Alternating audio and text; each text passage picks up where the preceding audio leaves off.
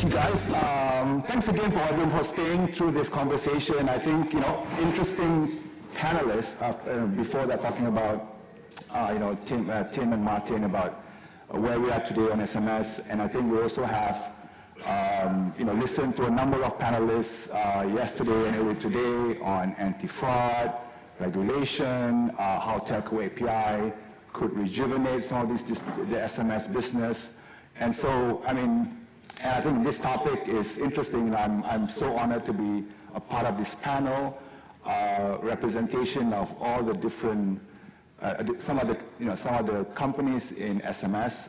Both they are focusing in the region where they are strong, also where they are, as well as in the global scene. So before I kind of set the stage. I also want to say that, I think in terms of, the topic, it's a lot to unpack. And trying to predict the future SMS, we can cover so many different areas. Some of it has been covered, with the other panelists, and I'm sure we'll cover more of it, today and tomorrow. But I think what I want to do is to, kind of bring some of the regional perspective, as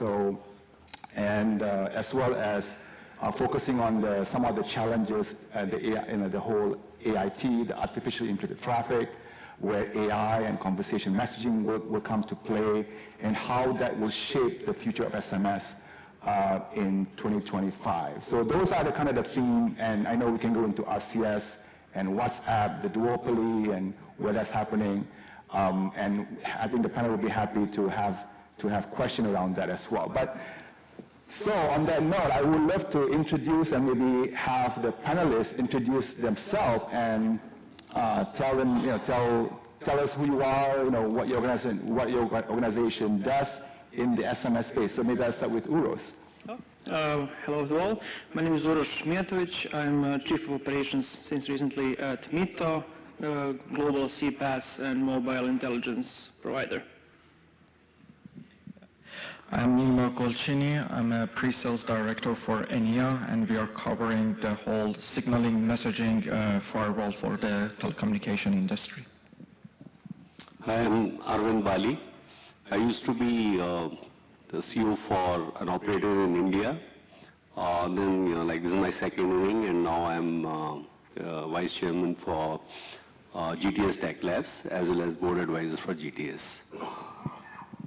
Hi, I'm Vijesh Mehta. I'm the CEO of Easy Texting. Easy Texting is a SMB-focused service provider in North America. Anyway, I think, I think that in general, we know the trends. There is growth opportunities in markets. We know in markets whereby, like in the North American market, Vijesh, you are addressing the SMB market. We know it's a pretty strong SMS market. It's a pretty healthy market. We know we have challenges to address.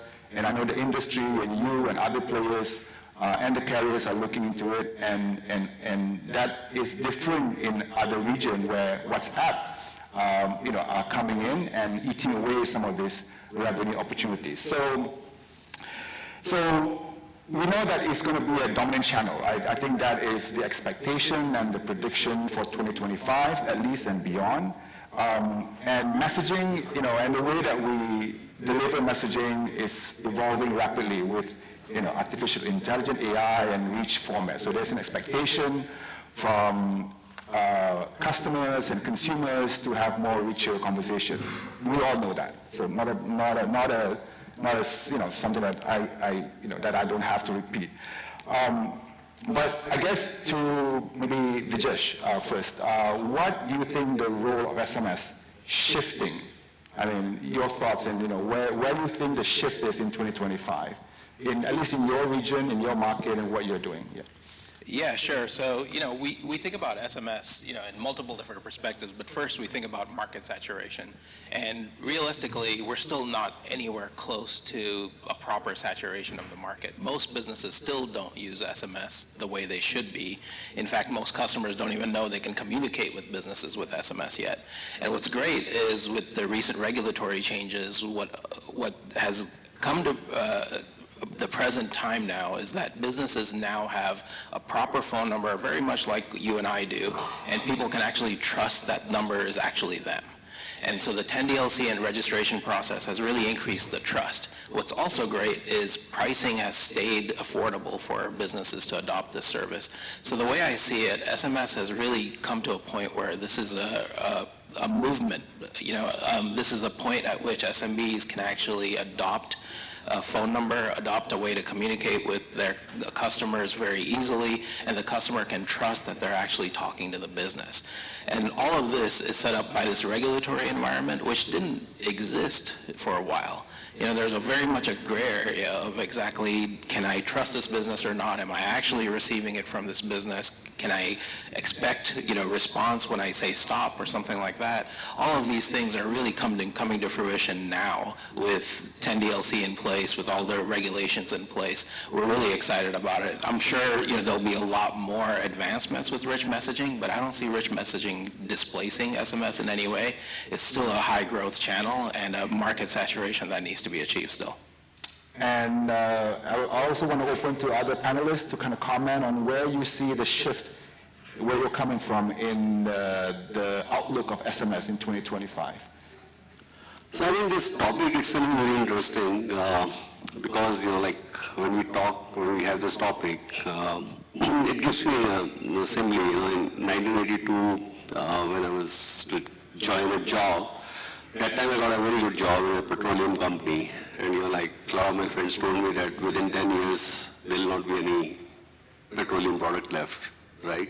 And we know that we still have a lot of future. Same we came with SMS. I think this point keeps coming, and I've been hearing it for a very long time. But actually, this business is growing exponentially, and reason, I was myself an operator. That time, we were actually hating that a lot of our business is going to WhatsApp. But then, it has to be blamed to the operator because they didn't really invest into upgrading the SMS as a product, and all the features and everything came into WhatsApp, and that's how traffic moved over there. But in reality, today the trends have really changed. Today, trust factor on WhatsApp message is much lower as compared to operator SMS. In India especially, anything and everything what we are doing, whether it is banking, whether it is logistics, food delivery, everywhere there are SMS used, and you don't want to use any other SMS other than operator SMS, because that is what you trust. And as we just heard, that there will be actually many new avenues, many new areas where SMS will be used. So in my opinion, I think SMS will continue to grow for a really long time. Thank you. Any other panelists you want to comment, or I'll shift to the next question then. I'll come to AI and rich and WhatsApp and rich messaging in a bit, but I also want to kind of tackle some of the challenges, because it kind of set the tone of what we need to resolve to address and to make the outlook better. The whole topic of artificially inflated traffic, trust and security, and I know we have two, and I want to maybe pose these two questions to Nima and also Uros on, where are those challenges today from that perspective? Where do you see we have to, I guess the industry have to do a better role, and what are the specific actions that we can take as an ecosystem to address some of these things? I mean, I know it's been talked, but I would love for you guys to kind of bring your view on, what you want to see now and what the outlook is for 2025. Okay. Based on our observation about the artificial inflation, we are seeing that this could be generated at any point of the traffic. It could be starting from either brands to content CPaaS to aggregators towards the direct aggregators for terminating of the message and mobile operators. So if you want to have a better understanding, we have to understand the challenges at each point that could potentially create the AIT in that chain value. Without knowing the exact definition of AIT at each level, we cannot address the challenges that we are seeing for each of them. So one of the things that we are recommending to all of our basically colleagues in industry is that we have to have a holistic view of the traffic. Potentially we have to pick up few brands as an example and see how the behavior of these brands are during the period of 3 months, 4 months, and look at the traffic that is sending as a volume, as a content from the brand side towards the mobile operator, and see how is this traffic going up and down. And based on this one, we can have a better control at each level, either at the brand level, at the data aggregator level, at the CPaaS providers, or at the mobile operator. And without having the collaboration of each parties together, we cannot stop the AIT either for SMS, or if the channel of communication is changed to the RCS, definitely we are going to see the similar type of issues on the RCS as well. So the whole ecosystem needs to address once for all in order to reduce the AIT. I can add, we had a really good webinar 6 months ago, I think it was September, around AIT, definitely more time to deep dive, still not enough time for the complexity of the issue.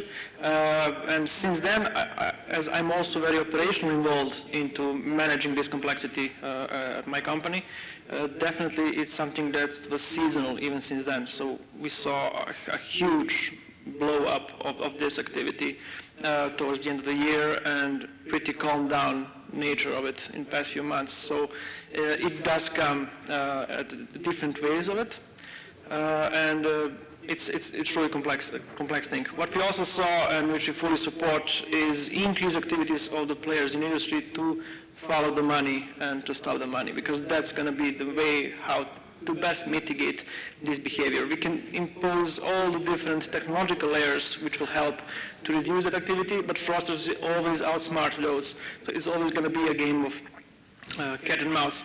I truly believe, my own opinion, is that we need to find the most effective way how to stop the money. That's the incentive that's behind it for 95% of these cases. And maybe a bit of a utopian idea, a pipe dream, but some form of a clearinghouse that some respected body gonna be behind it, where everyone in the chain, enterprises, aggregators, operators, will be able to report these instances, to be properly vetted in an agnostic way, and that will create a better picture of the activity on the level of to which operators it's happening, which players are mostly involved, which brands are getting more attacked.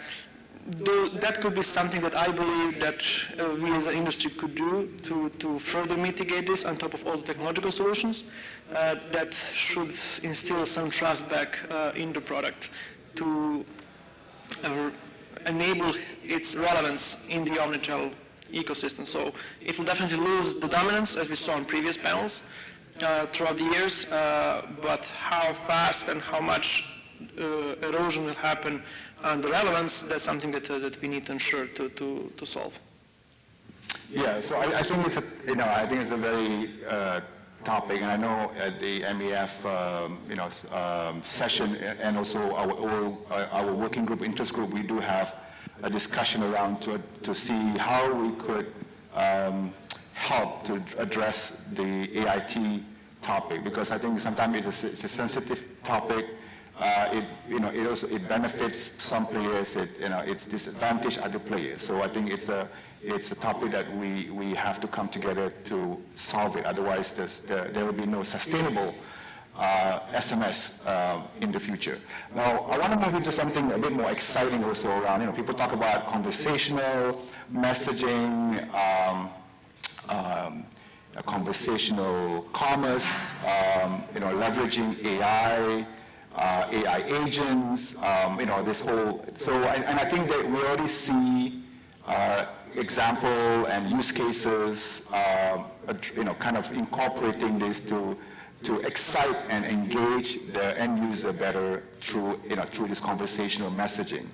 I guess from an enterprise perspective, what do I need to know? How do I adapt to this, possible change, and I mean, maybe a quicker change into, AI taking over and being a part of our conversational messaging. I'd love to hear your thoughts from whatever angle you have. Yes. Maybe I'll start with Vijesh, yeah. Sure. This is obviously a big topic for the last few years. And so, honestly, the way we think about AI is, number one, at the really basic level, it helps you write English, right? So you can craft your messages and all of that. And that's already there, and it's already being used very, effectively in the business. But what's next is, how do I create personalization? How do I create just-in-time messaging? How do I create integrations that trigger off of other things? And see, that becomes a lot more complicated because, number one, you have to have all of those things on your system, which means you have to integrate into every possible source of a trigger that exists out there. And if that information can be fed into an AI, then your agent actually can do something effective for the customer.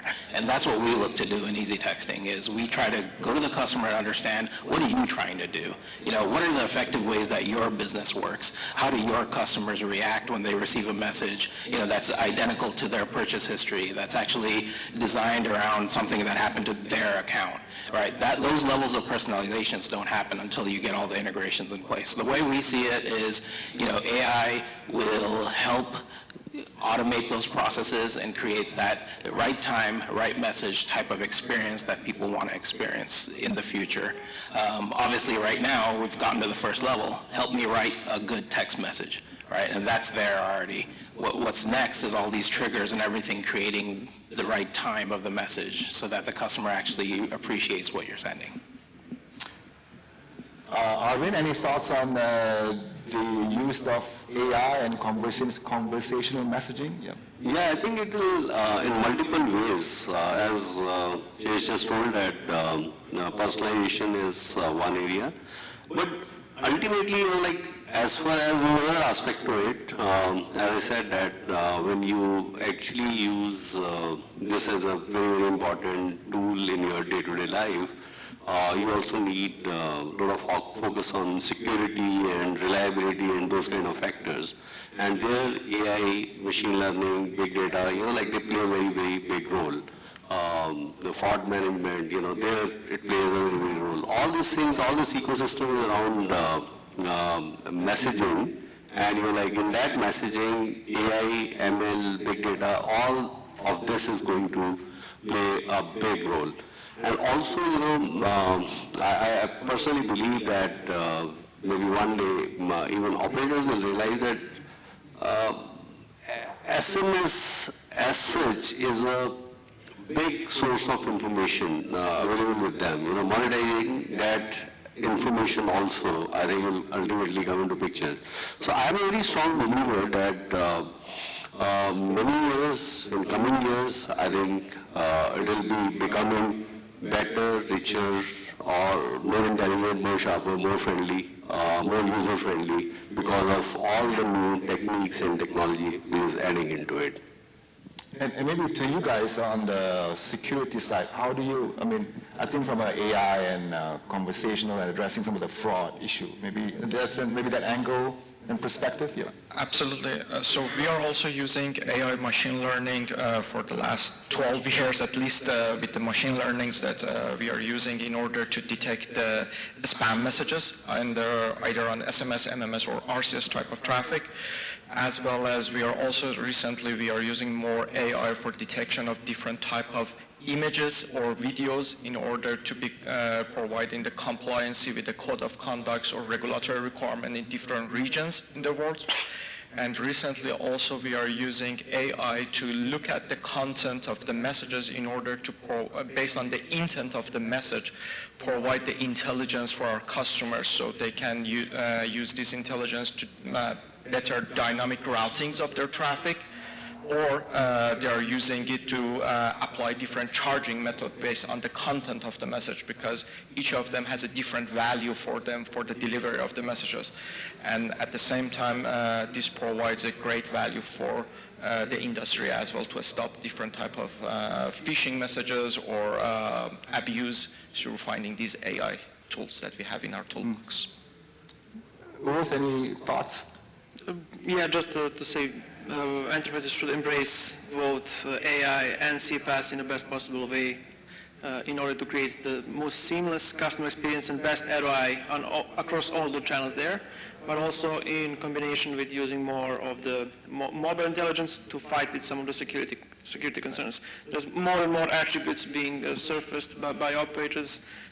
We need to play a key role instead of just being traders, to be actually consultants to customers, to help them how to use all of the different attributes in order to have the best way to communicate with the customer and also in the most secure way. Yeah. So I know there's some, I mean, some of the challenges, we know that we were listening to, we listened to the telco API, you know, and in some of the markets, the regulation has come in with, you know, this, I guess, you know, we heard about the Google announcement, you know, kind of moving away from one-time password. Some market has restrict URL on certain, on SMS. And I think so it's kind of there are different markets behaving differently.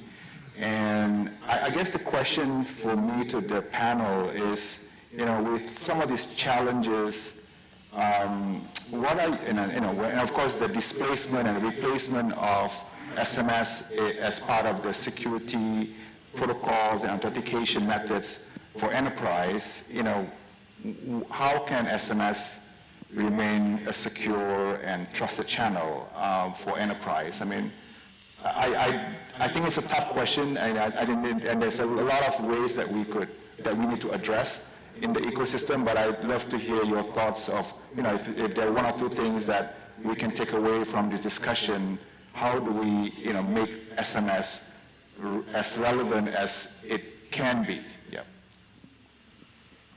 So, you know, like ultimate, we are hearing that the QR code is something which will get integrated. Now, most of these developments are happening either by, like on RCS or WhatsApp or on Google. But I feel that ultimately, I think operators will also feel the need. And, you know, if they can do something on that, it'll become very reliable. As you said that country to country things are different, but in India, definitely this is a time when country is struggling because on WhatsApp messages, a lot of frauds and a lot of things are happening. People are getting cheated and all that stuff. But when it comes to operator message, it is the most trusted and most reliable. And, you know, like you can really actually go by, or you can swear by that. So that is something, this is a time I think even operator has to invest into upgrading the message. I don't know how to do it, but ultimately I think they have to do it. So your call to the basically, you know, operator needs to see SMS as a viable, healthy business and continue to invest and, you know, and in that channel. Definitely, because in India, I think even today, banking system don't accept anything else other than operator SMS. Most of the logistics companies and everybody, I think, is going on that.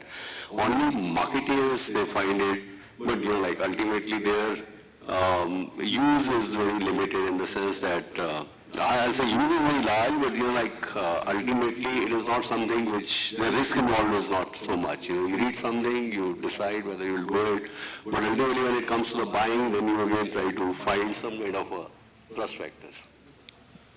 Any other panelists, thoughts, comments? So basically, everybody is saying RCS is more secure channel to transfer the messages, which is true because it's end-to-end going to be encrypted.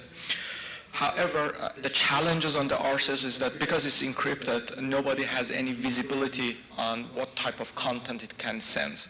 So as one of the panelists, Nick, also mentioned, the gray route traffic could come through the RCS. The phishing, it could come through RCS. And because the traffic is end-to-end encryption, you have less visibility to block it, although there are some other mechanisms to do so. However, the good things with SMS still is that you have lots of control on it. From the sender's identity, you have the control on it, to the content, you have the control on it, and you can clean up these type of issues that is going on the SMS much easier, or SMS or MMS comparing to RCS traffic. So SMS will remain still a better way to control it, but of course it has its own challenges.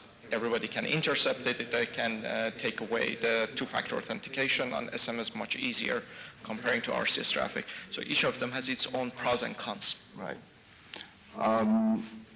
I guess we can maybe, I know what, maybe let me check, we have a few more minutes. But yeah, so looking ahead, I guess, this is like looking at a crystal ball, which is kind of unfair to you guys to put you on the spot, but, what are your predictions? And I hate to ask this question because I know sometimes, it might be, it's a tough question. What are your bold predictions for each, for the future of SMS in the next few years? Where do you see, your company moving and, and addressing the future of SMS? Yep. All right, I'll kick it off. My bold prediction is, I would say in the next 5 years, you're going to see about 50% of SMS traffic switch to AI-based conversations, which are more directed and triggered off of kind of events and things like that. I also believe trust in the network is going to increase because of all the regulatory changes that are taking shape. And I think everybody on this panel and out here in the audience is very inclined to keep this ecosystem safe and compliant. And that means that pressure will improve the quality of SMS over time as well. Any, Arvind? Yeah, I think it will be definitely growing, as I was saying. Only thing is, yes, it will grow with a lot of features, a lot of additional personalizations and security and everything, which is all the issues I think will get addressed, and ultimately it is something which will definitely be growing, because I think we can't really live without operators and SMS that is more reliable and trustworthy. No, go ahead. From my own thoughts, I believe that there will be much higher awareness from the operators on affordability of the product, because that's the thing that enabled the growth, that built the industry, and also what is now the cancer of it. And I personally witnessed in past 2 months, 2 of the operators who are speaking with us how to return the previous volumes. And one of the main things, of course, is the price. So I believe that's something that more and more operators can become aware, and it is nicely and visually shown by Nick in one of his sessions, how those to separate. So they need to make a lot of efforts in that sense, and that I would like that entry-level barrier for the players industry becomes higher, because currently it's pretty low, and that allows a lot of bad players to come in, which pollute the market, and which are the causes of a lot of the frauds we are seeing. So I think with all of the efforts everyone is putting to mitigate the fraudulent behavior, together with the operators joining in, that we kind of clear the waters a bit. Okay. Nope. No comments. Okay. I guess we have time for 1 or 2 questions. Maybe 1 question. Yes. If any. If